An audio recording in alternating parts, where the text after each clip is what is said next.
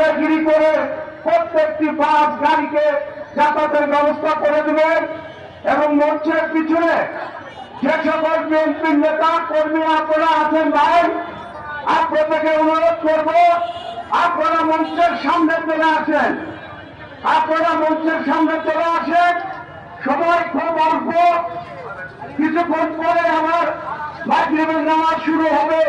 এই 1 ঘন্টার মধ্যে আমাদেরকে প্রোগ্রাম শেষ করতে হবে। আজকের এই প্রোগ্রামের সঞ্চালককে অনুরোধ করব পবিত্র কোরআন তেলাওয়াত দিয়ে এই প্রোগ্রাম শুরু করার জন্য।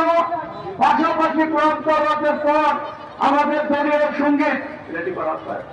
দলীয় সঙ্গীতের মাধ্যমে আজকের এই অনুষ্ঠানের শুভ সূচনা করা হবে।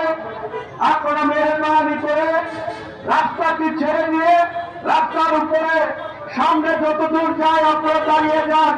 চারিপাশে মাইক দেওয়া আছে, সকল কথা আপনারা শুনতে পারবেন। পবিত্র কোরআন তেলাওয়াত শুরু করা।